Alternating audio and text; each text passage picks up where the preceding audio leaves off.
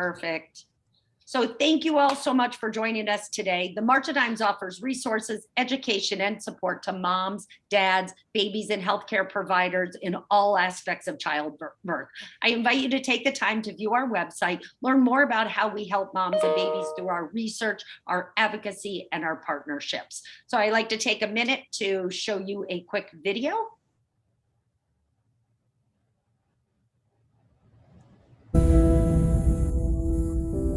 1938, the disease, commonly known as polio, blankets the nation, leaving parents and communities in fear. You can lick infantile paralysis with the March of Dimes. President Franklin Roosevelt declares war against polio, challenging his fellow citizens to rally together and send coins to the White House. The March of Dimes is born.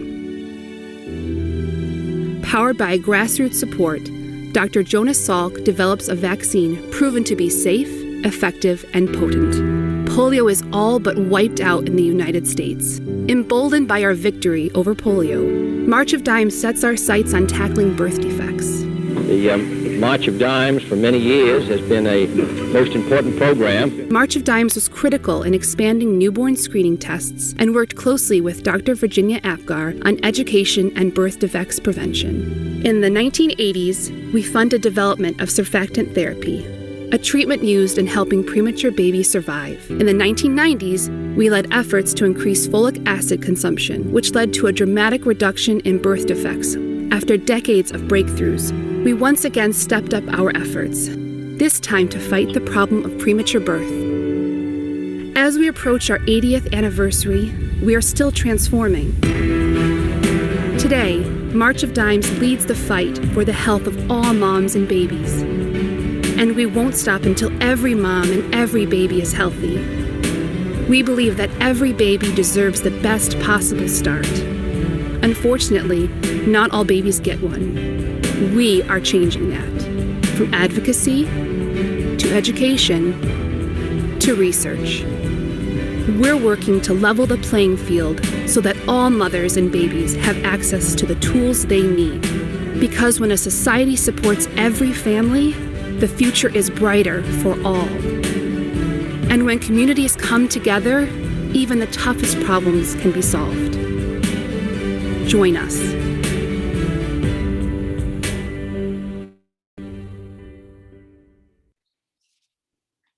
And I'd like to thank you all for joining us for our Father's Day Huddle. We hope you walk away feeling empowered to navigate your NICU experience and what to expect when you go home. I want to invite you to download our My NICU Baby app. It's full of resources that are going to help you through this journey. And also, I'm going to turn it over now to Matthew Jean, our MC for today. Matthew is a licensed marriage and family therapist, is committed to the banner of mental health awareness and fighting stigmas through his entrepreneurial efforts. He is the owner and the principal therapist of Beachstone Counseling in Pompano Beach in Florida, and is a mission dad with triplets. So now, Matthew, take it away.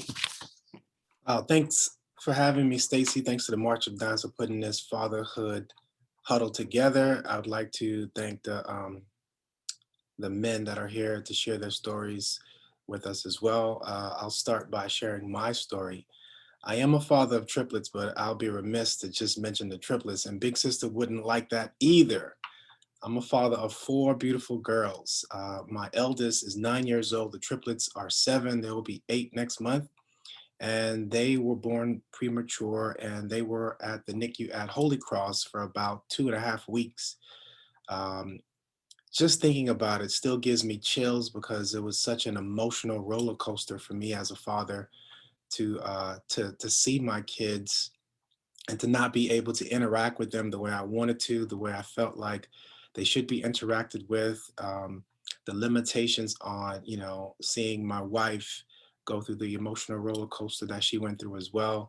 And I think one of the most difficult parts for me was having a daughter that could not interact with her baby sisters as well, asking questions that I did not have the answers for.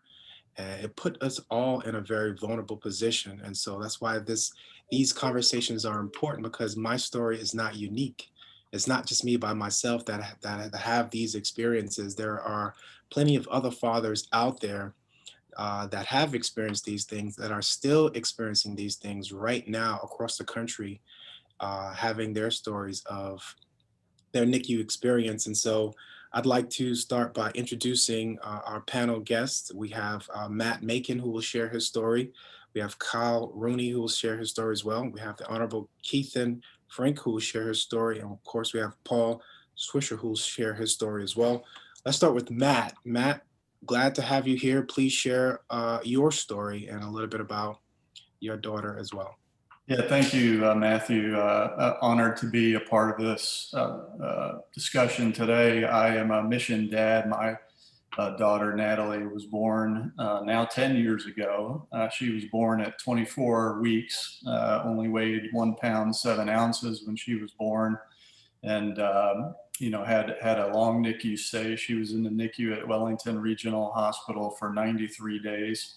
So just about 3 months, and quite an experience, and I agree with Matthew that being a dad and going through something like that is difficult. We were fortunate that my wife was able to take some time off of work and spend a lot of the time during the day there. And then I would go at night and visit Natalie at night. And, it's difficult to concentrate when you're working and then heading out to the NICU at night and spending a lot of time there. It puts a lot of demands on dads, I know. And so these discussions are important so that we can share our stories. Thankfully, our daughter is doing very well as a 10-year-old. She's thriving, really has little effects from the prematurity. So we know that we're very blessed. Not everyone has that sort of result. And so it's one of the reasons why our family has gotten involved with the March of Dimes and have been fortunate to be a part of the organization in a variety of volunteer capacities over the last 9 years. And we'll continue to put our time and money into the organization to try to fight prematurity so that others don't have to travel the same roads that all of us have traveled. So thanks for including me in this, and look forward to a good discussion. Definitely, Matt. Thanks for sharing that. Looking forward to hearing more from you. Kyle, share a little bit about your story and yourself and your journey. Sure thing, Matt. And thank you for having me, you and Stacy and the team. Proud to be here as well. I tell you, Matt Macon and you and I share, we share some common bonds. My wife and I got to know Wellington very well during our stay in the NICU as well. We were at Wellington Regional, just like you. We actually lived down in Broward County, but ended up choosing that hospital, never thinking that we would have that many commutes back and forth on a daily basis. But our story started off pretty interesting. We to our surprise, we found out we were having twins, natural twins, and that was quite a shock in and of itself.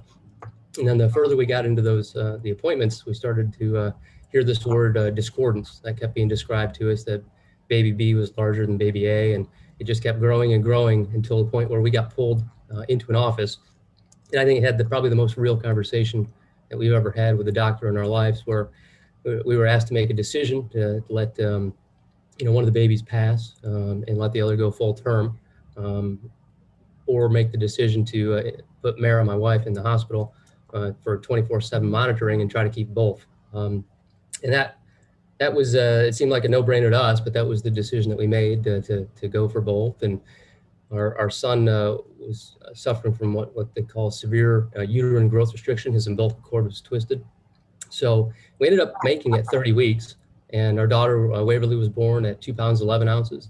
But our son, just like your daughter, was born at 1 pound 7 ounces, and the NICU stay began. And we did 39 days with Waverly, and then we did 98 days with Jacob.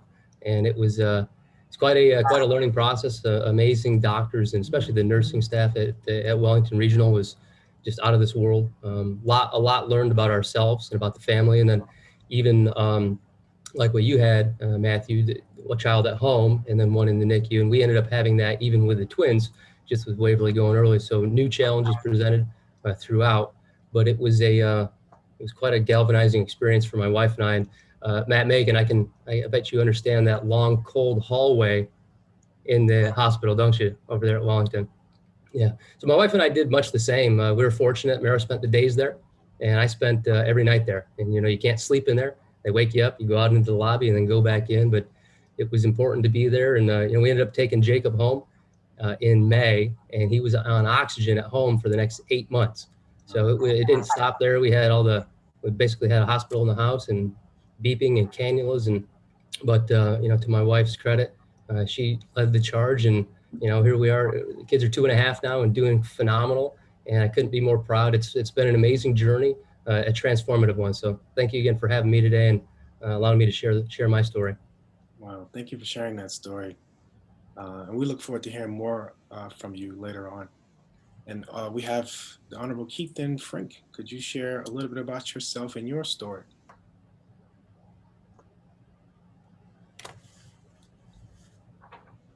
Keithan, are you there? I'm here. I just made the rookie Zoom mistake of talking without unmuting. Despite the fact I do this every day. Thank you, Matthew, and thank you, Stacy, and the March of Dimes again for putting this on. This is a wonderful program, something I certainly would have appreciated having available to me back in November around November 8, 2009, when Kendall Brooklyn Frank was born. She was born full term. Nothing abnormal about the pregnancy. No abnormalities that were noted by our, my wife's doctor at the time. And when she was born, again, there's nothing abnormal about the delivery either, except when she came, the doctor said, something's wrong. She's not breathing properly. So, obviously that was in the delivery room. And so she was whisked away, and, we were all kind of confused. We have an older daughter, our first daughter, Aniston, who was about 18 months at the time. And so she was at home. And so I went home to take care of her. She was with a neighbor. And my wife stayed at the hospital, obviously. And, later that morning, I get a call from my wife saying, hey, we're going to Miami Children's Hospital because, they're finding something wrong.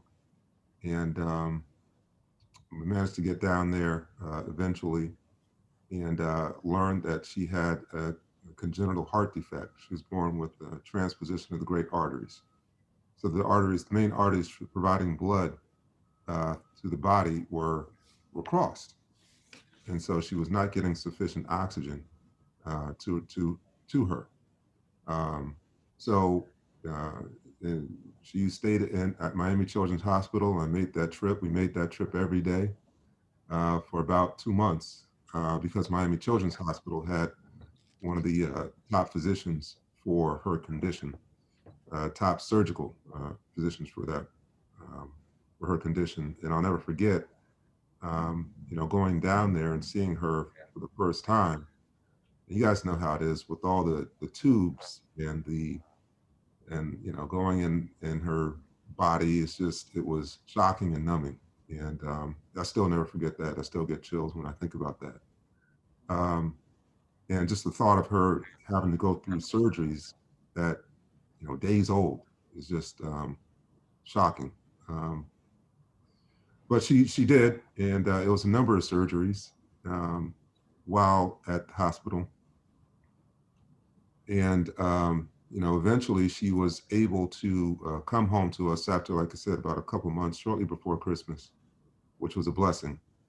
And, but the doctor said, the surgeries and the repairs made were temporary to allow her to get home. She'll be able to get healthier, obviously at home as opposed to being in the hospital.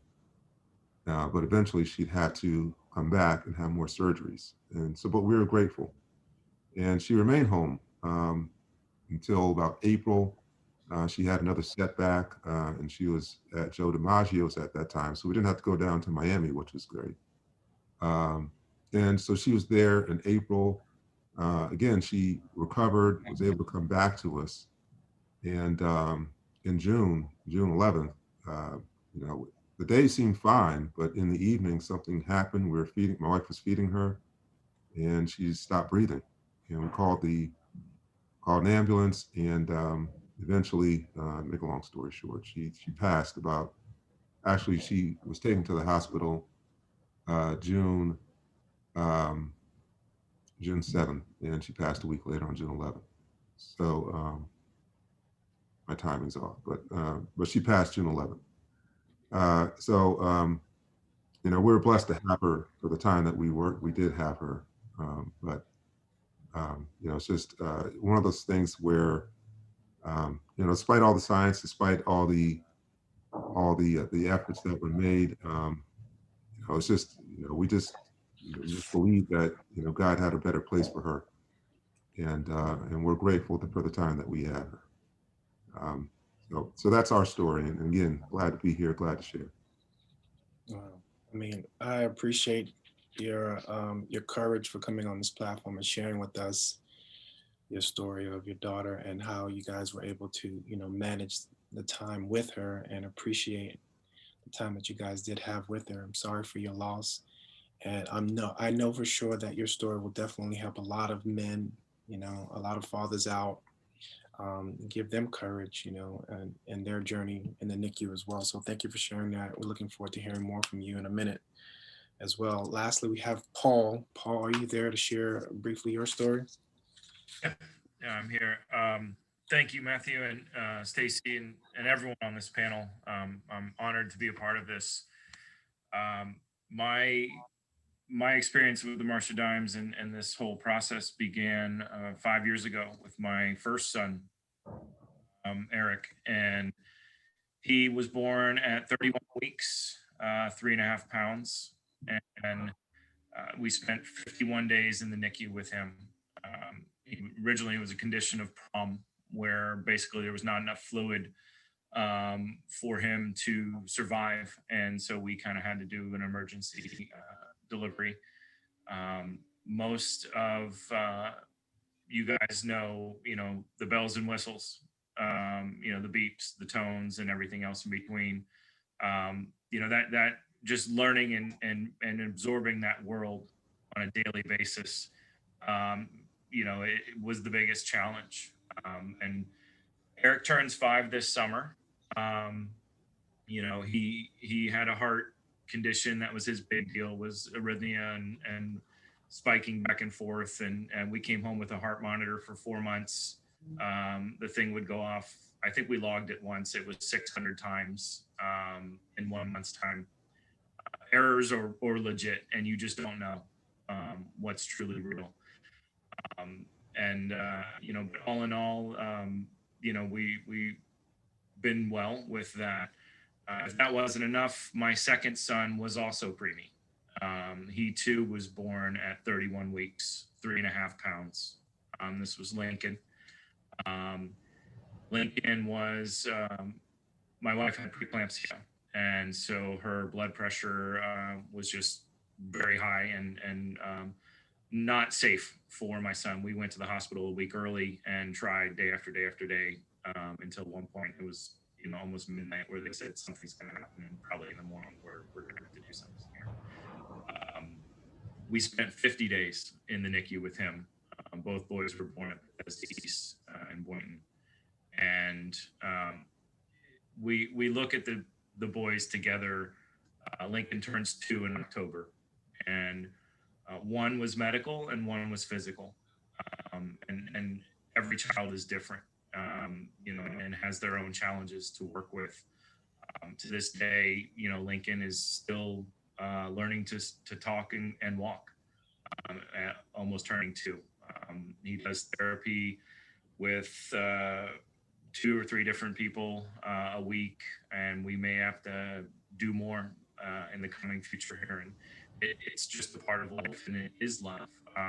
But at the same time, we're, you know, taking it in stride and doing what we can do. So happy to be here, and thank you for having me, and looking forward to, you know, contributing however I can.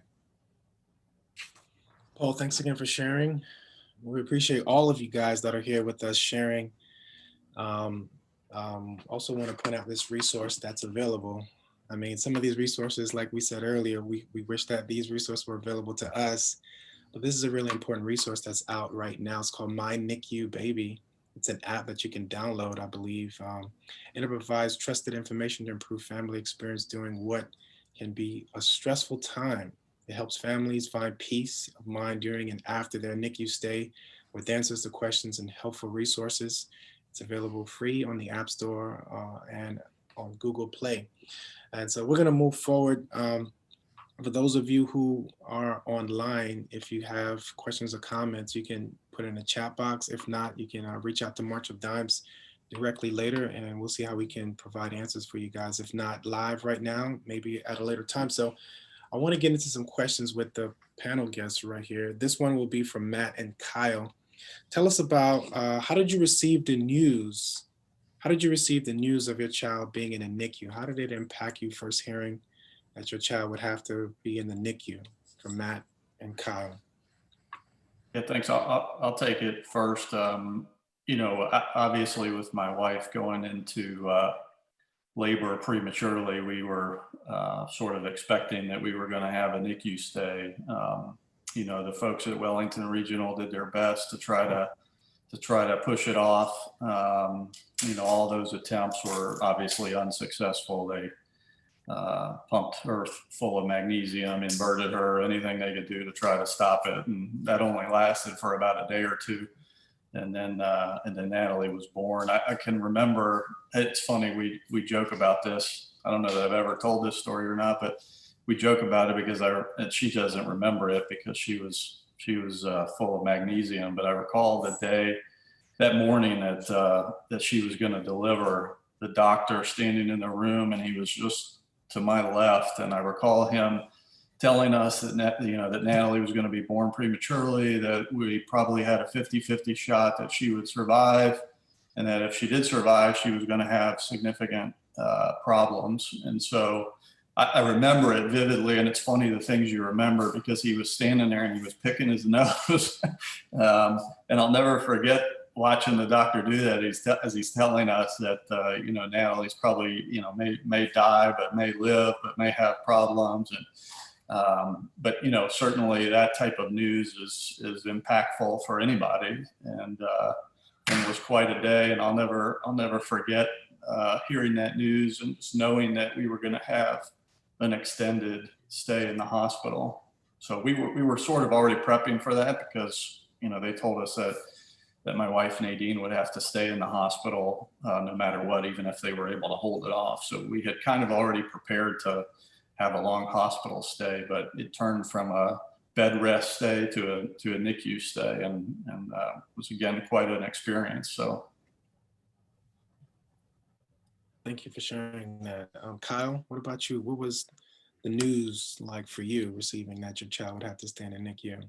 Yeah, it was shocking to say the least. I mean, we knew what path we were on, but, you know, I don't know if it was just a false hope or whatever it was. We just, you know, kept thinking maybe we had more time. You know, we'd go a little longer, but then I got the phone call from Mara that it was happening today. They were the emergency C-section was going to be in, you know, a couple hours. So I raced up, and then you know, to the staff's credit, they did a good job at calming me down. Someone was well hyper to begin with, and I just remember waiting. And when they pulled Mara in for the cesarean, it felt like slow motion almost. It happened very, very quickly, but it just seemed surreal. And at the end of it, we had one child crying, and the other one, my son, not making any noise, and they instantly intubated him there, and you know, very quickly went off into the NICU. And that was really the moment. I remember they were still taking care of Mara. They pulled me back into the NICU, my first visit into there, and looking at him already intubated and just so fragile and frail. That was the moment where it would have taken a crowbar or a tractor trailer to pull me out of there. It was, I don't know if much else after that was choice. I think a lot of it was instinct, but I was hooked on staying there that whole night. You know, I'd go back and check on Mara in the bed, but I just, from that point on, I was glued to that room as much as I could be. And you know, the calming part of it was being there. When I was away, it felt, that's when the apprehension and the tension set in, but being there felt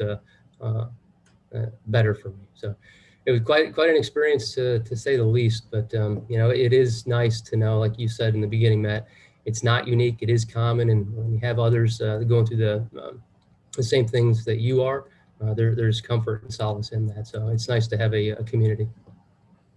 Most definitely. For both of your stories, Matt, I can't believe the doctor was actually picking his nose while while sharing such impactful news with the family. I think that's a little bit insensitive to do, but of course they have to do their jobs and take care of themselves as well, I guess.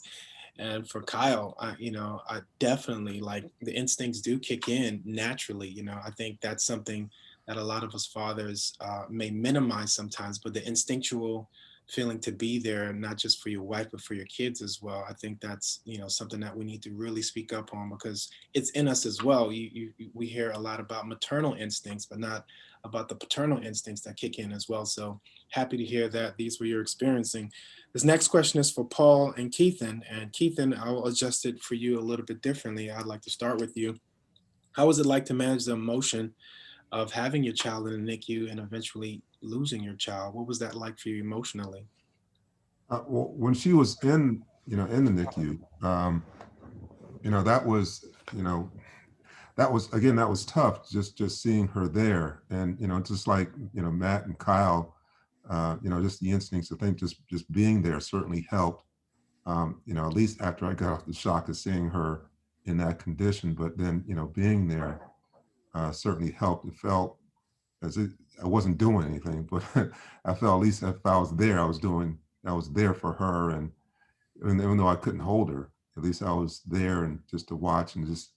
I think maybe it goes back, the paternal instincts to protect. Um, I think that just being there maybe just satisfied or satiated that feeling, that instinct. Um, Losing her was different because, like I said, she stopped breathing on a Friday, and after efforts and efforts to revitalize her, they were able to do so, but it was after a significant loss of time and loss of blood to the brain. And so, so by the time they were able to revive her, she had, essentially, loss of functions in the brain. And so she passed a week later, and that was because we had to make a decision to take her off of life support. So during that entire time, um, it gave us, time to, pray and think and be grateful. So the loss came with peace because we knew that she wasn't suffering anymore. So, we were able to, to deal with the loss at that time when it came, because we were able to say goodbye.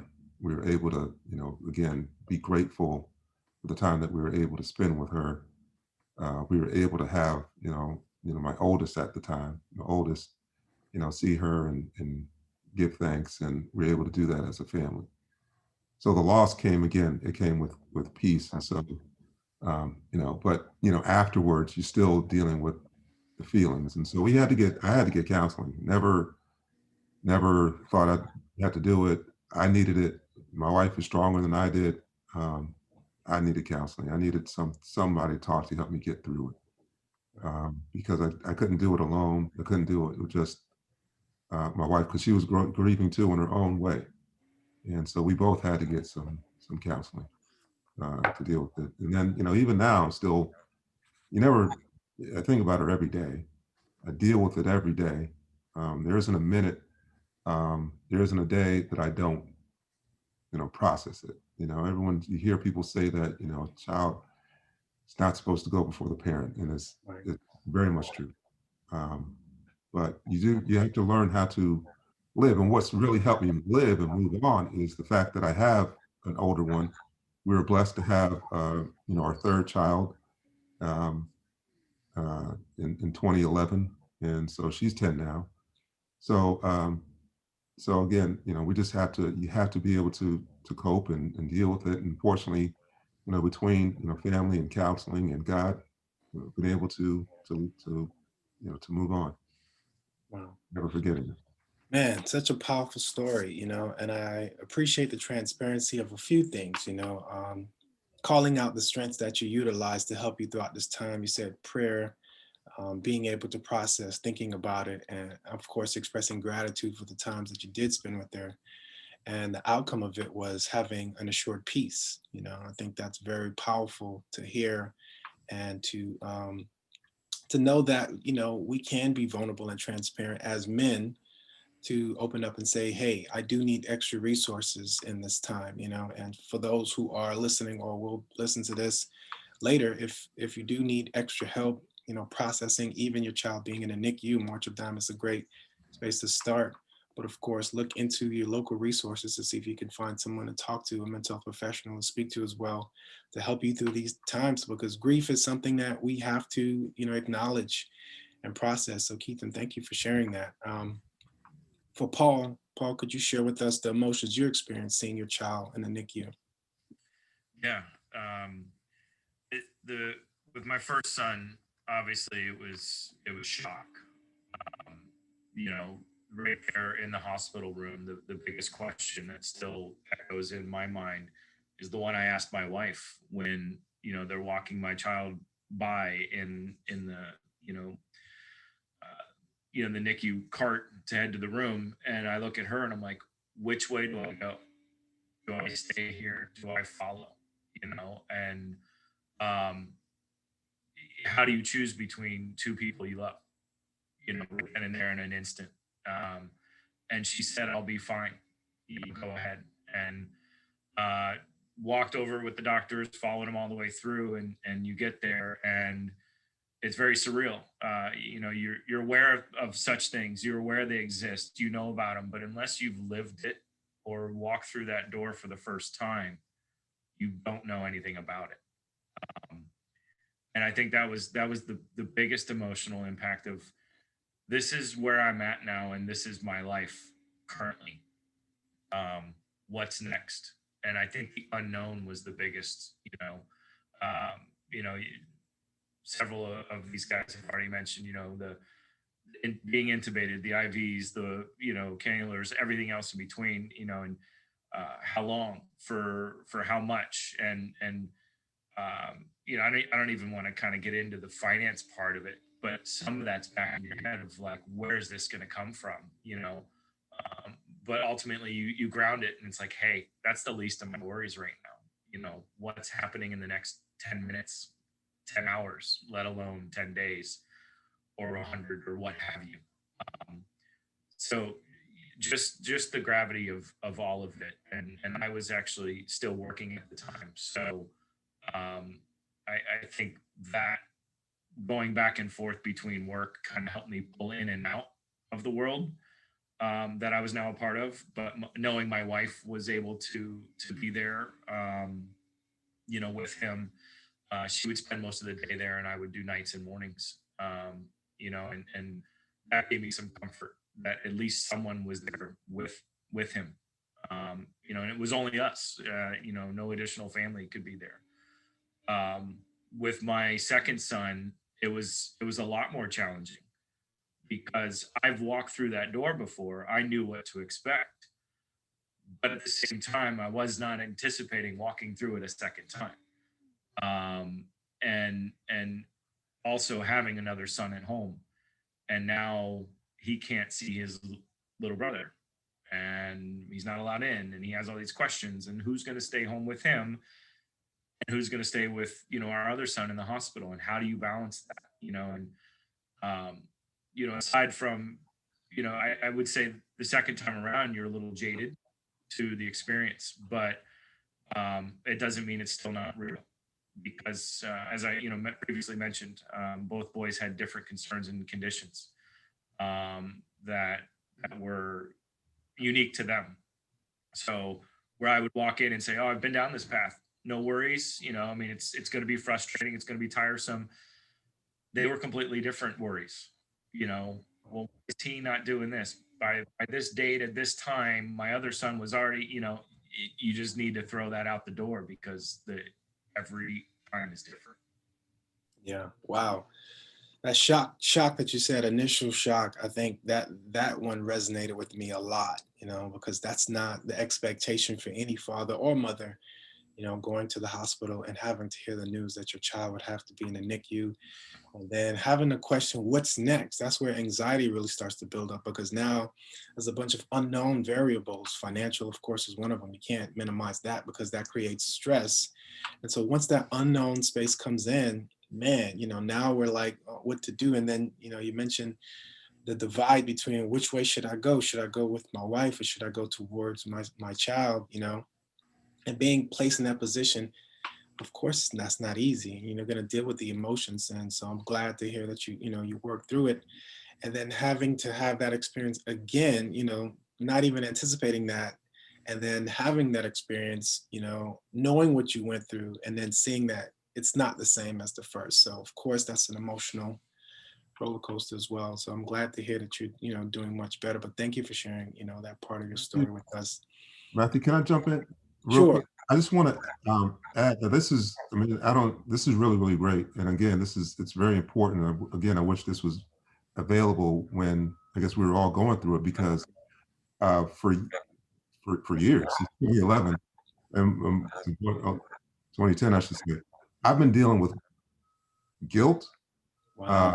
Because like Paul said, like I was working too, and I had a daughter. And so, just the balance of, where should I be? Work was actually a relief because it was allowed me to kind of take my mind off of, the reality at home. And so I didn't mind going to work, but I still felt guilty about going to work. I felt because I wasn't there as much. My wife was there during the day, but I'd go at night, and I was thinking, I should have went during the day. If I would have went during the day, maybe that would have done something when she was in the hospital. So just hearing that from Paul and Kyle, and it just makes me feel just a little bit less guilty. Yeah. So again, I thank you all for sharing. Wow. Thank you for sharing that. And I think just to acknowledge that part of the guilt that comes in and trying to find balance, what we're not talking about that we're experiencing is grief, and grief isn't necessarily just the loss. It's a divide in reality. You have a reality based on an expectation of normalcy. You want to see your child healthy. You want to hold your child. You want to have those experiences that we've seen over and over play out in real time. And because it's not our experience, automatically your mind starts to wrestle with, well, this is what I desired versus what I'm experiencing right now. And so to have our minds vacillate between two reality creates the grief, and so we go into the grief mode, denial, like, I can't believe this is happening, like, why is this happening, questioning everything. And then you go into bargaining, like Keith and you were saying earlier about, maybe if I had done this, or I should be here, trying to find ways to rationalize between the reality that you're experiencing versus the reality that you desire, and of course, there's anger, which none of us have said yet, but there is a space where we do feel angry and even guilty based on what we felt that we could have done better or what we should have done, or, trying to find a way to make sense of it as far as what we could have contributed to the equation to make things different for us, different outcome. And then, of course, there's deep sadness. The sadness is in realizing that what you desired is not what you're experiencing and being frustrated about that. And that's a fair emotion to have. And then eventually we come to a space of acceptance, and acceptance doesn't mean that the grieving period is over. It just means that you can wrestle with it a little bit healthier now, and grief never necessarily goes away. It doesn't necessarily go away. What happens is that we become stronger and managing it, by talking about it, by having safe spaces like this to, to share our emotions and our experiences. So I know this is going to be helpful for not just us, but for the other men that will eventually watch this and say, yeah, this is what I've been experiencing, or this is what I'm experiencing right now. And so, I really appreciate all of you for sharing your stories and being vulnerable and transparent. While we're on the topic of emotions, that's probably worth bringing up the paradox that, at least that we experienced, is while you're in the NICU, you want nothing more than to bring the kids home. And then we end up with that shift in emotion towards, once it is time to take them home, almost a fear and an apprehension is because you don't know what to do and how to. And we had to basically set up an entire medical room in our home. And towards the end of bringing Jacob home, I almost found myself wanting to stay there just for that relative security. So there's just highs and lows throughout the entire process. Yeah, definitely. It's, you know, and if I have to be honest, I felt so ill prepared for my first child coming home, and she was born, you know, healthy. And so now to take a child from the NICU, who I saw with all, you know, the tubes and the breathing apparatus, and you know, I can't remember the light, I can't remember the thing that they were in, you know, I can't know Billy Rubin. the what? Billy Rubin light. Yes, that, you know, and I had to Blue light. reframe that just to make sense of it for myself. I was like, look at my kids getting the spa treatment. You know, they have this nice glowing light on them. And I'm like, I remember taking pictures and sharing it with family members and trying to reassure them as well, based on their concerns. I'm like, let's not create, you know, too much, you know, anxiety. They're just at a spa right now. They'll be home soon as they get their spa treatment over with. So doing as much as we can to help our own mental health, you know, remain stable. Let's move on to, you know, let's see if we can get in another question or so. This is for Kyle, Matt, and Paul. Share with us the roles that you took, the active roles you took in the experience in the NICU, or do you feel like you could have played a more active role? So what role did you play while your kids were there? And do you feel like you could have participated more in that experience as well? I'll start. I would say the biggest role is to, let me say the most important role I think I played there was advocate. And I don't want to minimize the expertise of the nursing staff and the doctors, but you know, I think my philosophy on this was everybody has an opinion, and as the parent, you know, just be confident that yours matters just as much, if not more, than the medical professionals that are there, and stay involved in the decisions. I think in some ways they probably looked at me like a tornado, or you know, here comes this guy every day. But you know, we also made some pretty good friendships with doctors and nurses there, and it just be the voice for the child, because you know the connection that you have is more real than anything else that's there. You know, nobody will care for that child the way that you do, or make the sacrifices that you will. So don't just be a passive observer. If you're able to, be there as much as you can and dive in. Yeah, I'll echo that. And if you were a tornado, I think my wife was an EF5.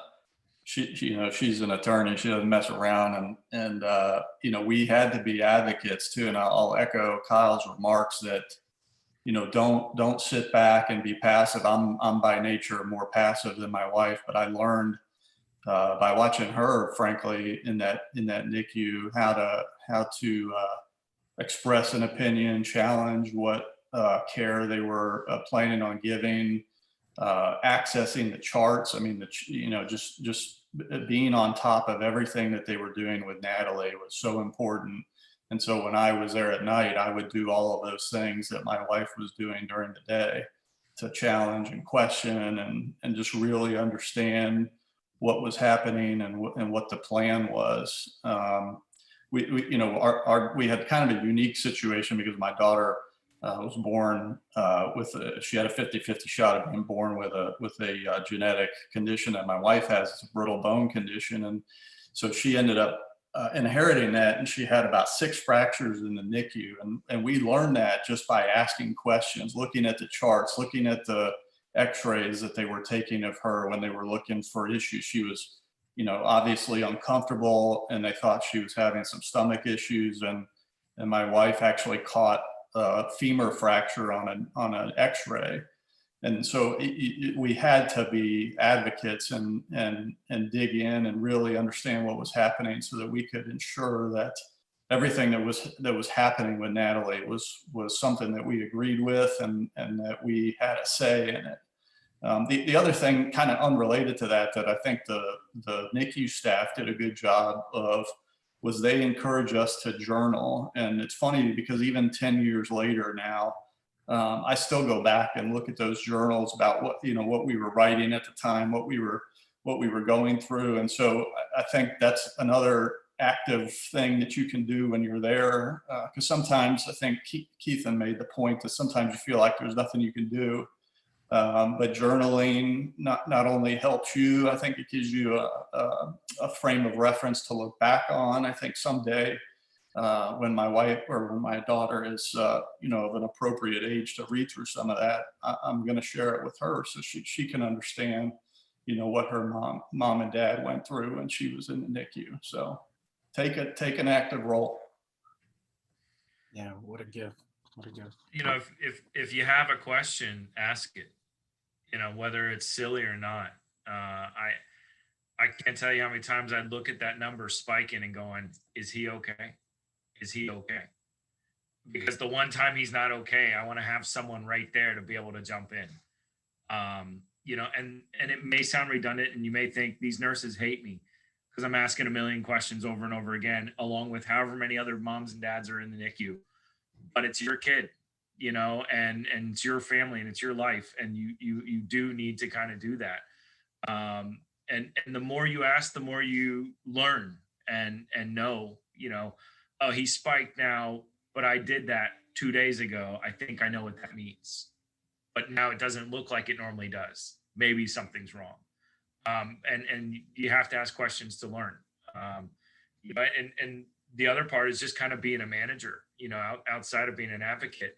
And I kind of alluded to this previously, dealing with the things at home, dealing with the things at the hospital, dealing with your wife, you know, who's still at the hospital potentially, you know, or if it's right, you know, that first week or two, or if you're at home after that, you know, how do you juggle all of that, you know, and put it all together and kind of take that role?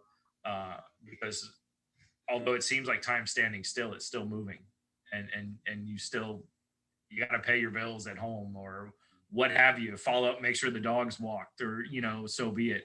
And those things still are moving. So you know, kind of that managerial piece of just taking over and doing the most you can, but knowing that you don't have to do it all. Like you do have help, and usually it's a friend or a family member or neighbor or something that could help you out. Yeah, definitely. I think all of the advice that you guys gave as far as what roles you played, very important, you know, not to be passive, but take an active role and knowing that it is your right to advocate and to speak up for your child. And man, let's, if we have not already, let's really give a shout out to all of the nurses, you know, that were there and that are still there. You know, the nurse staff at Holy Cross right here in Broward were amazing. I mean, they took care of us and they answered the millions of questions that I had for them. I had a question every minute. I wanted to know everything. You know, what was that? What is that? What is that? I don't know what that is.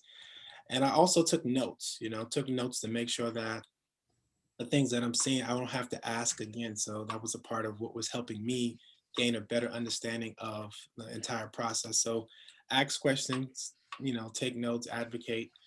Keith, and I wanted to ask you a question really quick about what it was like to have to make that call. You know, you said it came down to making a decision to, you know, pull the plug. So how was that for you and your family managing, you know, that aspect of what you guys had to deal with? Um, it was again, it was tough, but we made that decision at peace because of the prognosis, and we felt it best to end the suffering. Um, so again, it's just a matter of just there's nothing that we could have done um, different, and just coming to that realization, but that comes from going back to the questions and the information and just asking questions and um, it's just making an informed decision and then you know, getting at peace, becoming at peace with that decision and with that information.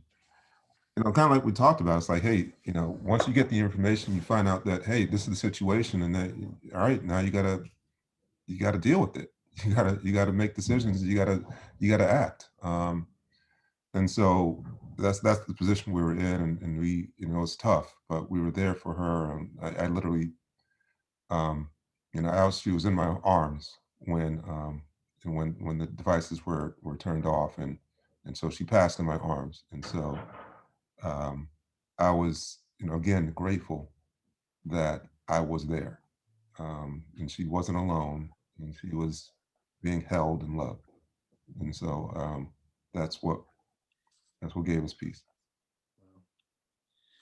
Thanks for sharing that, Keith, and I really appreciate that. And to all of the panelists, thank you for sharing your stories. We're going to go with last words.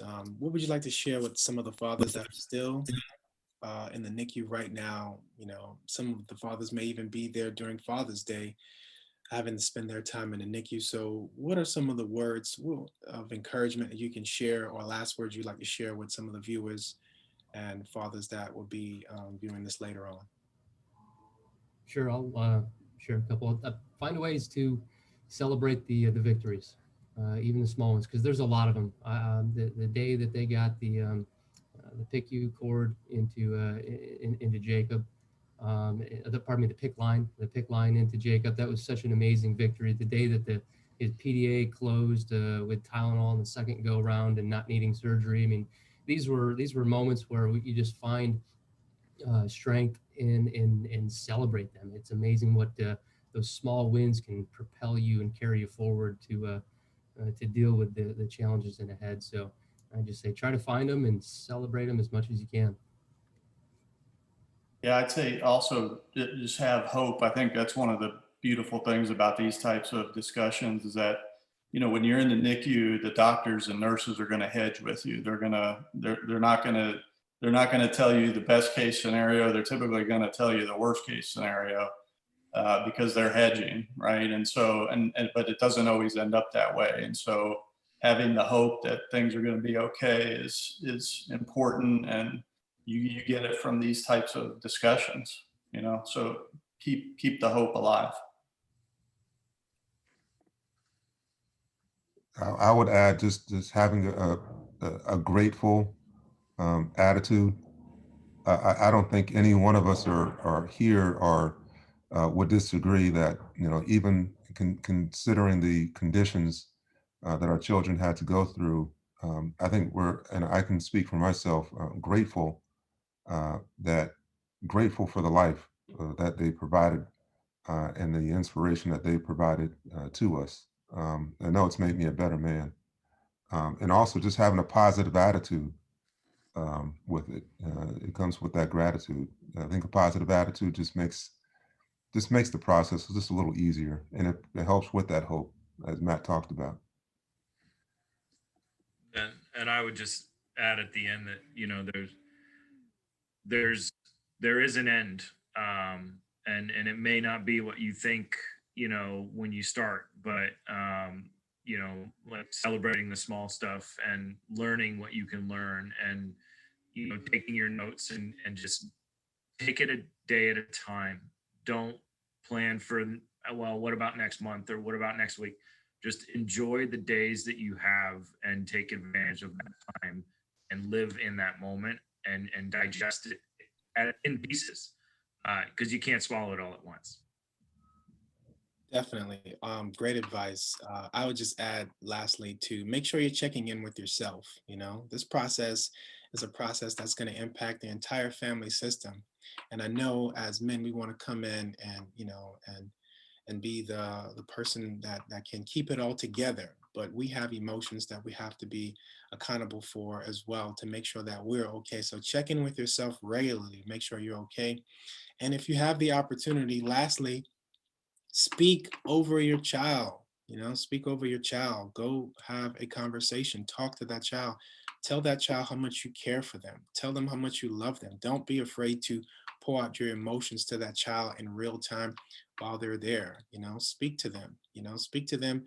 Let them hear your voice. You know, and if you do have access, put your hands on them. You know, do as much as you can to create that bond, because you need it as well. Not just that child, you need that as well. You know, and so I thank you guys for sharing your stories. I hope this was impactful for those who are watching, and I'm just glad to be a part of this conversation.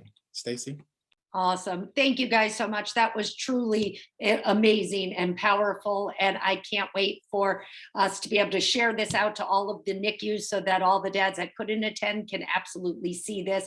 I thank you from the bottom of our heart. If anyone would like more information about March of Dimes, or you need help or resources, go check out marchofdimes.org. You'll definitely find a lot of the answers to the questions that you have.